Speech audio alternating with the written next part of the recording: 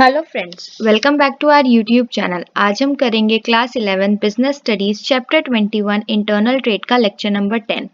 आज के लेक्चर में जो हम टॉपिक कवर करेंगे वो होगा retail trade, types of retailer, large scale retailers को हम पढ़ेंगे। इससे प्रीवियस लेक्चर में हमने टाइप्स ऑफ रिटेलर का स्मॉल स्केल रिटेलर के टॉपिक को कवर किया था। तो चलिए बिना देरी के लार्ज स्केल रिटेलर के टॉपिक को स्टार्ट करते हैं और जानते हैं कि लार्ज स्केल रिटेलर क्या होते हैं।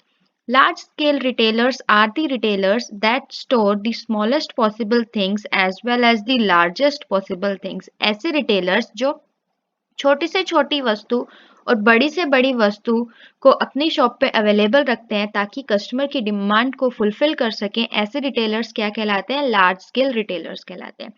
All the needs of the customer are met in a single shop.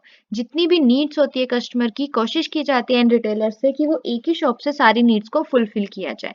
तो ऐसे रिटेलर्स क्या कहलाते हैं? लार्ज स्केल रिटेलर्स कहलाते हैं। Following are the some large scale retailers. अब जो हम पढ़ेंगे कुछ टाइप्स पढ़ेंगे कौन कौन से लार्ज स्केल रिटेलर होते हैं। तो जो सबसे पहला आता है वो हमारा आता है डिपार्टमेंटल स्टोर। डिपार्टमेंटल स्टोर क्या होता है? अ single shop can be divided into many parts और डिपार्टमेंट्स। एक ही शॉप को जब डिफरेंट डिफरेंट डिपार्टमेंट्स में या डिफरेंट डिफरेंट पार्ट्स में डिवाइड कर दिया जाता है तो वो क्या कहलाता है? Departmental store. Each department sell some particular thing. और हर डिपार्टमेंट का क्या काम होता है कि वो कुछ पर्टिकुलर थिंग्स को ही सेल करते हैं।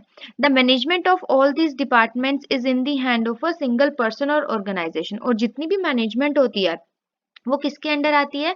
वो एक ही पर्सन या एक ही ऑर्गेनाइजेशन के अंडर आती है। जैसे कि एक तरुण स्टोर है गुड़गांव में सदर बाजार में, तो वो एक डिपार्टमेंटल स्टोर का एक बेस्ट एग्जांपल है। वहां पे आपको क्लोथिंग ब्रांड से लेके एसेसरी ब्रांड्स तक सब कुछ अवेलेबल किए जाते हैं। तो ऐसे स्टोर्स जहाँ पे कस्टमर की छोटी से छोटी रिक्वायरमेंट और बड़ी से बड़ी रिक्वायरमेंट को फुलफिल किया जाता है वो क्या कहलाते हैं? हमारे डिपार्टमेंटल स्टोर कहलाते हैं। डेफिनेशन क्या है? According to James Stephenson, a big store engaged in a retail trade of wide variety of article under the same roof.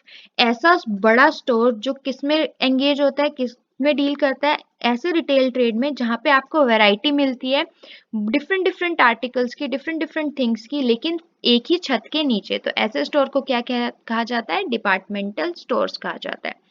Features क्या होते हैं डिपार्टमेंटल स्टोर के? Many departments under one roof. एक ही छत के नीचे डिफरेंट डिफरेंट डिपार्टमेंट्स होते हैं। All kinds of things are available in them. और जितनी तरह की थिंग्स होती हैं, छोटे आइटम्स बड़े आइटम्स, कस्टमर की नीड के अकॉर्डिंग वो अवेलेबल होते हैं वहाँ पे। Situated in big cities. Mostly departmental store कहाँ पे पाए जाते हैं? बड़ी सिटीज में पाए जाते हैं। Customers are provided many free services. कस्टमर्स को डिफरेंट डिफरेंट फ्री सर्विसेज भी प्रोवाइड करते हैं। Efficient salesman work here. और जो इनके सेल्समैन होते हैं वो बहुत एफिशिएंट होते हैं। जितने भी वर्कर्स ये लोग हायर करते हैं वो बहुत ही ज्यादा एफिशिएंट होते हैं। Separate manager for every department. हर डिपार्टमेंट के लिए जो मैनेजर है वो सेपरेट होता है। Things of good quality are available here. जो क्वालिटी है गुड्स की वो क्या होती है? बहुत अच्छी होती है। एस्टेब्लिशमेंट ऑफ डिपार्टमेंटल स्टोर, ये कहाँ पे एस्टेब्लिश किए जाते हैं? सबसे पहले लोकेशन। जो इनकी लोकेशन होती है वो मोस्टली मॉडर्न सिटी या डेवलपिंग सिटी होती है या बिग सिटीज होती है। फैसिलिटीज, कैसी फैसिलिटी प्रोवाइड करते हैं? एक ही बिल्डिंग में आपको डिफरेंट डिफरेंट वैरायटी की थिंग्स प्रोवाइड होती हैं। डेकोरेशन क्या होती है? जितनी भी इंटीरियर और एक्सटीरियर डेकोरेशन होती है वो सिर्फ और सिर्फ कस्टमर को ध्यान में रख के की जाती है। और एक यूनिफॉर्मिटी होती है। अगर same departmental store, same company का डिपार्टमेंटल स्टोर या सेम ऑर्गेनाइजेशन का डिपार्टमेंटल स्टोर किसी और स्टेट में है, किसी और सिटी में है, तो जो उसकी इंटीरियर और एक्सटीरियर डेकोरेशन होगी ना वो जैसी एक सिटी में होगी वैसी ही दूसरी में होगी, ताकि उनको क्या रखे कि इनलाइन बनाया जा सके।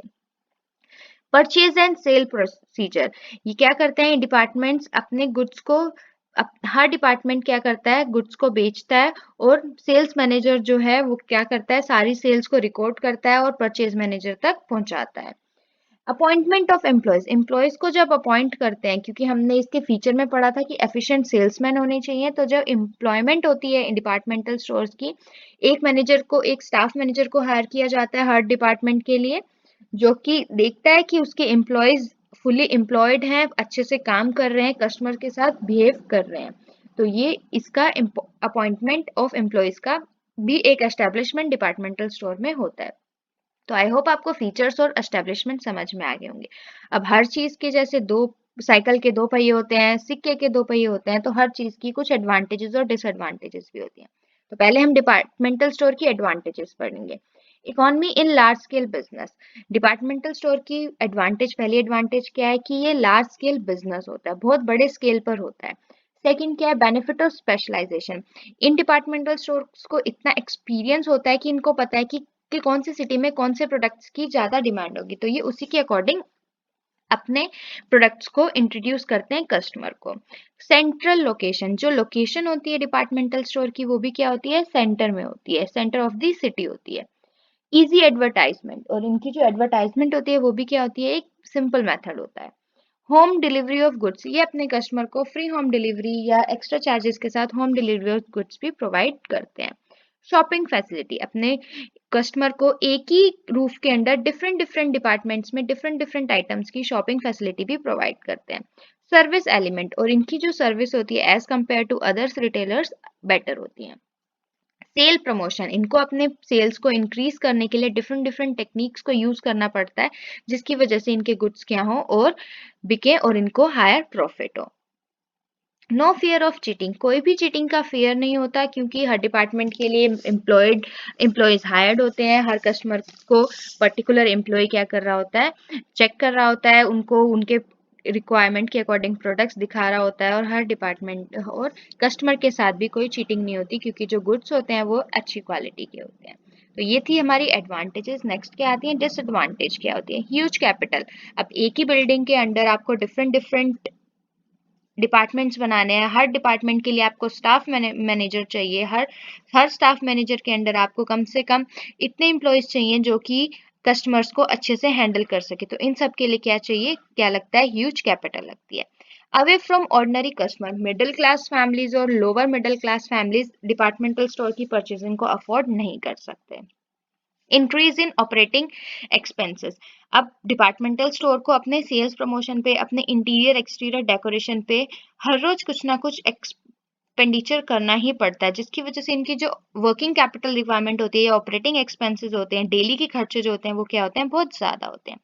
कॉस्टली गुड्स, जो गुड्स डिपार्टमेंटल स्टोर्स में पाए जाते हैं, हालांकि वो they are very good quality, but जो भी चीज अच्छी क्वालिटी की होती है वो क्या होती है, कॉस्टली होती है।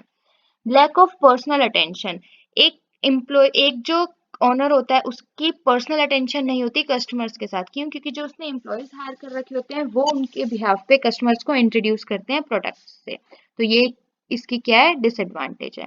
Last but not the least disadvantage is lack of credit facilities, ये सारी परचेजिंग जो होती है कैश में होती है, क्रेडिट फैसिलिटी डिपार्टमेंटल स्टोर नहीं देते।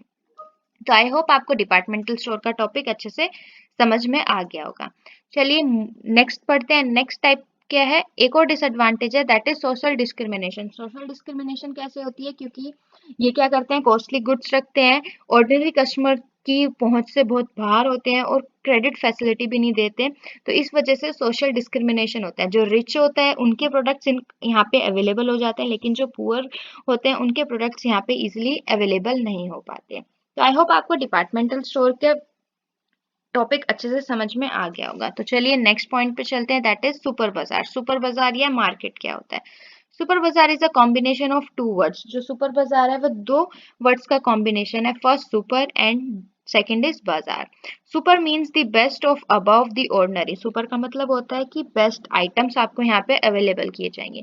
एंड बाजार मीन्स प्लेस फॉर ट्रेडिंग, और बाजार का मतलब होता है कि जहाँ पे उन गुड्स का, उन सुपर से ऊपर ऑर्डिनरी आइटम्स का क्या होगा, एक्सचेंज होगा, उसको हम क्या बोलते हैं, सुपर बाजार या मार्केट बोलते हैं।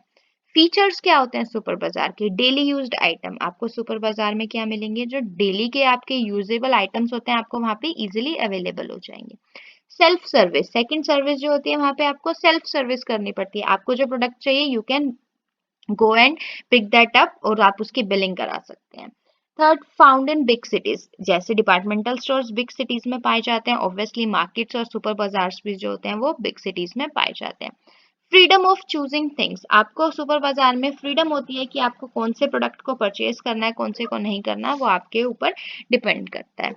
प्राइजेज आर कंपैरेटिवली लो, जो प्राइजेज होते हैं वो डिपार्टमेंटल स्टोर से अगर हम कंपेयर करें तो वो क्या होते हैं, कम होते हैं। सेल्स इन कैश, जो कैश होती, जो भी इनकी सेल्स होती है वो सिर्फ और सिर्फ कैश में होती है।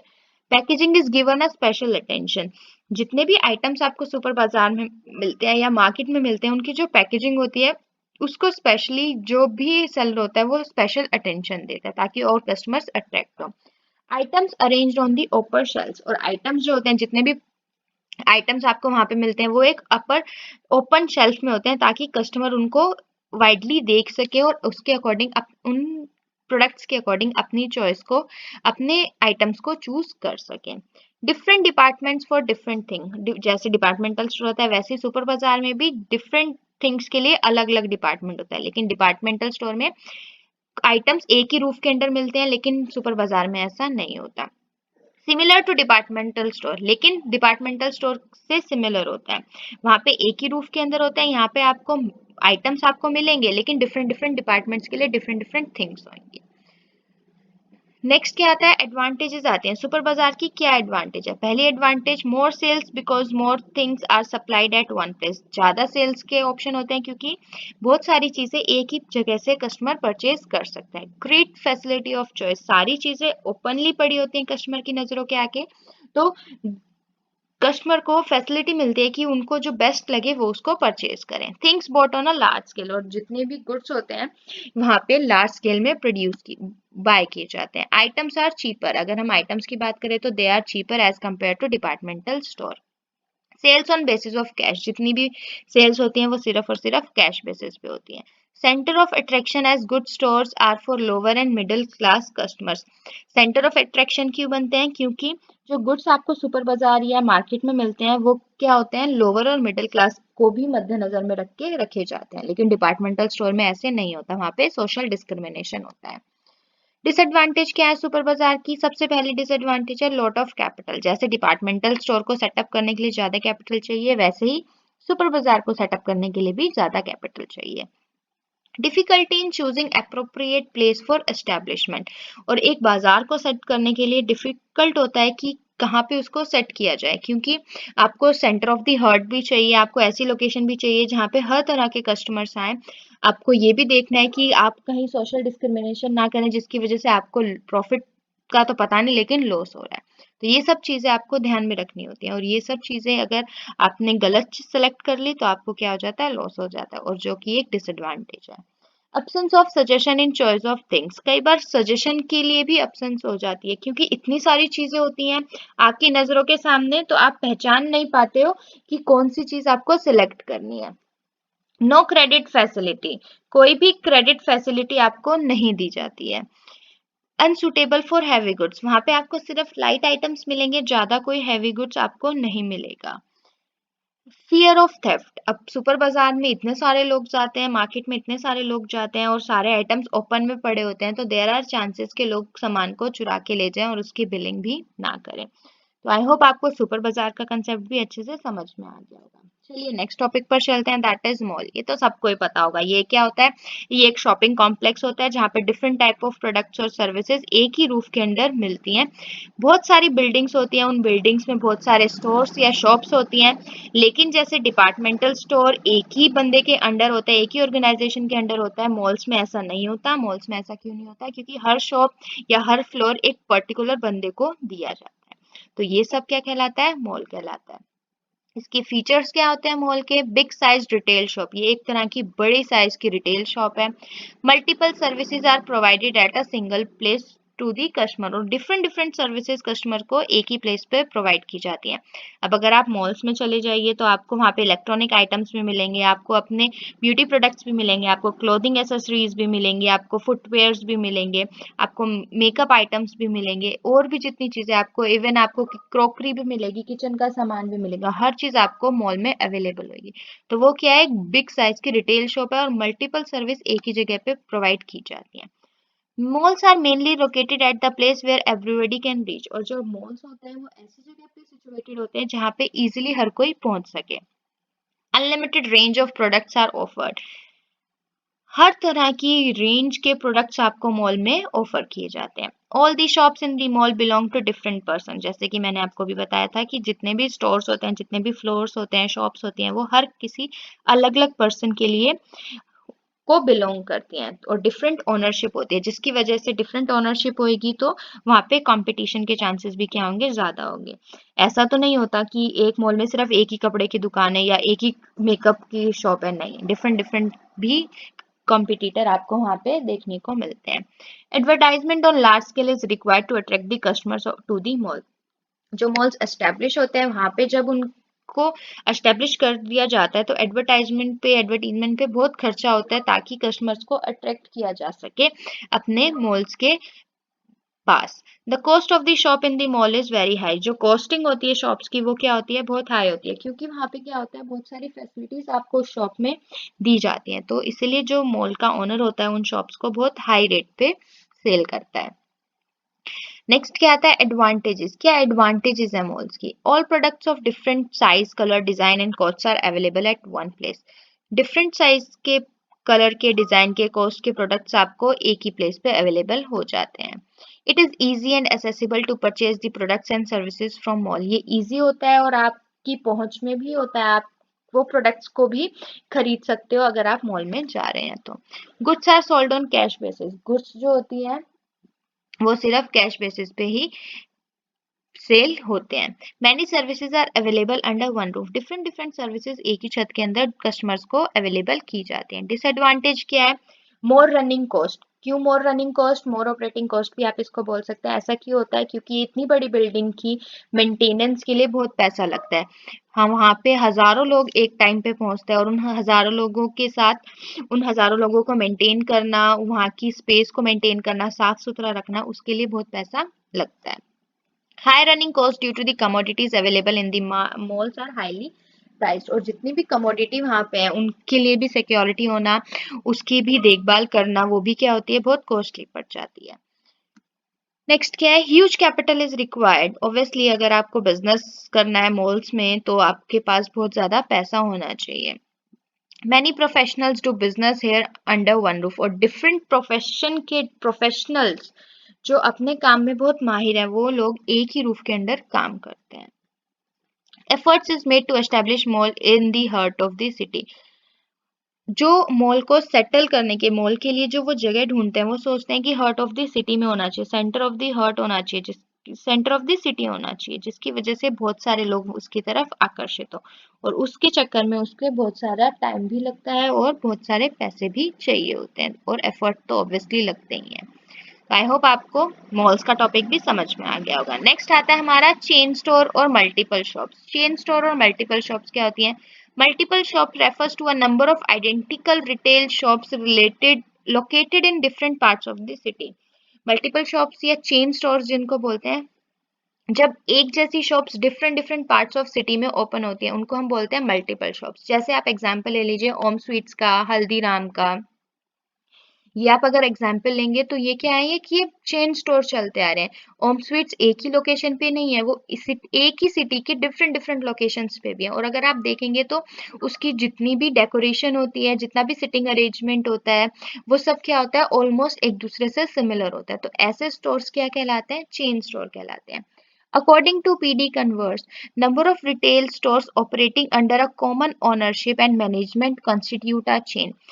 अकॉर्डिंग टू पीडी कन्वर्स क्या कह रहे हैं कि जब नंबर ऑफ रिटेल स्टोर्स एक ही ओनरशिप के अंडर और एक ही मैनेजमेंट के अंदर ओपन किए जाते हैं लाइक अ चेन, वो क्या कहलाते हैं, हमारे चेन स्टोर या मल्टीपल शॉप्स कहलाती हैं। फीचर्स क्या होते हैं, things sold at all the places they are manufactured.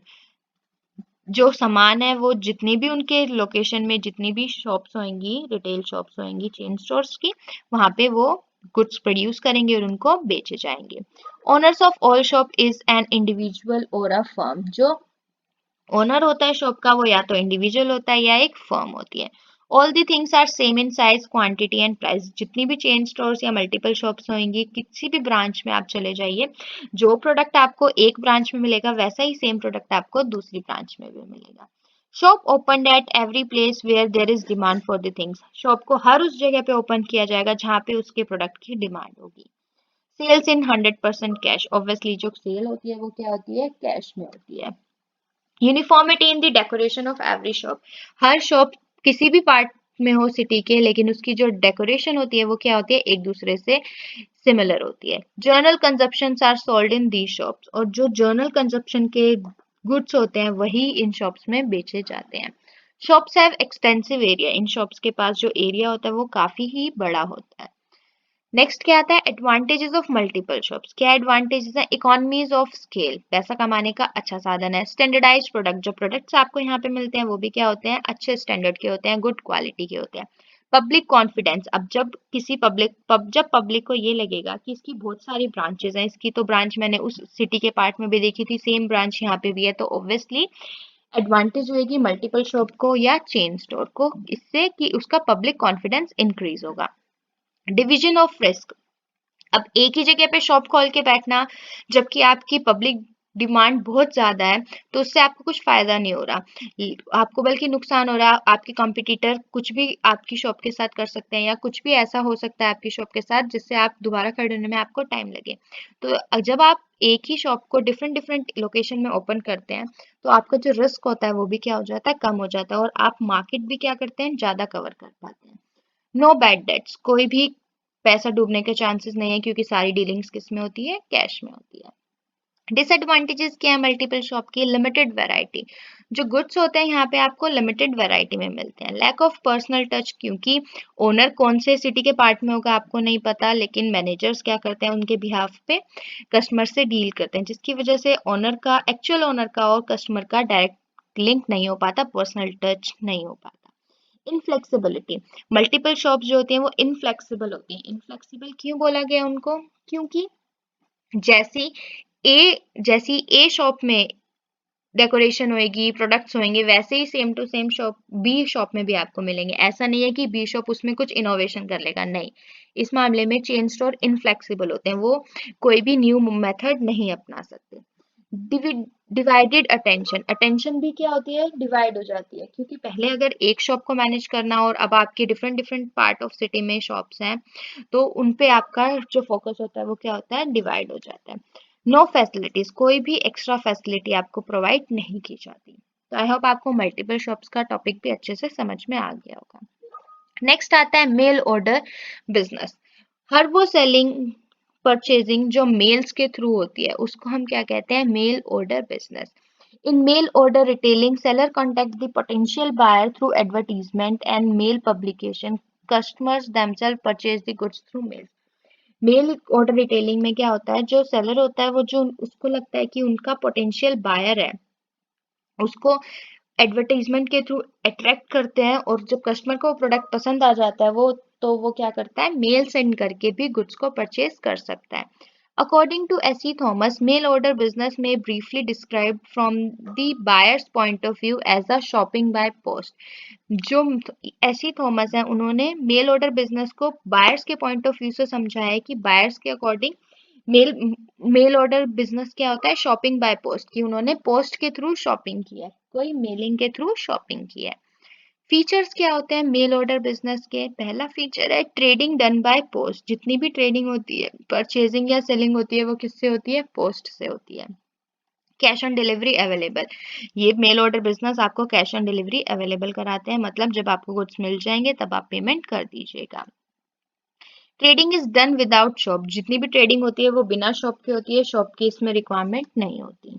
Less capital required, अब शॉप की ही रिक्वायरमेंट नहीं है तो आप अपने घर में भी स्टोर बना के उसमें स्टोर कर सकते हैं अपने प्रोडक्ट को, तो कैपिटल की requirement as compare to that वो क्या हो जाती है, कम हो जाती है। इफेक्टिव एडवर्टीजमेंट, इनका जो मेन खर्चा होता है, जो मोटा खर्चा होता है वो किस पे होता है, एडवर्टीजमेंट पे होता है, क्योंकि जितनी अच्छी एडवर्टीजमेंट होगी उतने ज्यादा प्रोडक्ट से उतने ज्यादा कस्टमर क्या होंगे, अट्रैक्ट होंगे। Covers wide market, mail order business क्या करता है, एक बहुत बड़ी मार्केट को, बहुत बड़े एरिया को कवर करता है, क्योंकि आज के टाइम में हर किसी को क्या है कि घर बैठे आपको कुछ प्रोडक्ट मिल जाए, आपको बाहर मार्केट में ना जाना पड़े।